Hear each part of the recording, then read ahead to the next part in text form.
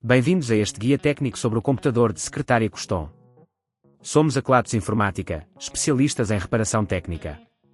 Recolhemos o teu equipamento ao domicílio, fazemos diagnóstico gratuito e enviamos orçamento antes de reparar. Sem chamadas, sem deslocações. Estamos localizados na Calle Joaquim Maria Lopes 26, Madrid. Cómodo, transparente e profissional. Link na descrição.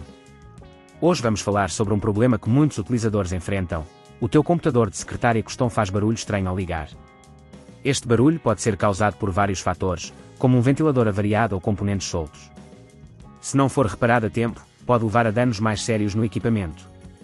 Por isso, é crucial agir rapidamente. Para esta reparação, vais precisar de algumas ferramentas essenciais, uma chave de fendas Phillips, uma pinça, uma escova de limpeza e, se necessário, um novo ventilador ou peças de substituição. Agora, vamos ao passo a passo técnico. Primeiro, desliga o computador e desconecta todos os cabos. Em seguida, utiliza a chave de fendas para remover os parafusos que seguram a tampa lateral do computador. Levanta a tampa com cuidado, garantindo que não danificas os componentes internos. Uma vez aberto, verifica os ventiladores e os cabos. O mais comum é que o ventilador esteja preso ou tenha acumulado pó. Se localizares o ventilador a fazer barulho, desconecta-o cuidadosamente, lembrando dos cabos que estão ligados. Se o ventilador estiver avariado, substitui-o por um novo, assegurando-te de que o novo modelo é compatível com o teu equipamento. Os parafusos do ventilador geralmente são pequenos, por isso aplica uma força leve ao desapertá-los. Se neste ponto achares que é demasiado complexo, lembra-te que na Kelatos recolhemos o equipamento no teu domicílio e devolvemos-te reparado.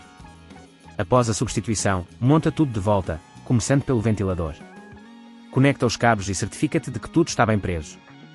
Depois, coloca a tampa lateral de volta e aperta os parafusos, garantindo que está segura. Por fim, liga o computador e verifica se o barulho persiste. Se tudo correr bem, já está reparado. Para evitar que este problema volte a ocorrer, recomenda-se fazer uma limpeza regular ao interior do computador, removendo a poeira acumulada que pode afetar o funcionamento dos componentes.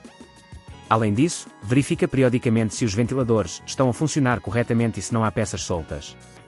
Se não queres arriscar danificar o teu equipamento, na Kelatos recolhemos, reparamos e devolvemos ao teu domicílio em todo o Portugal continental. Link na descrição.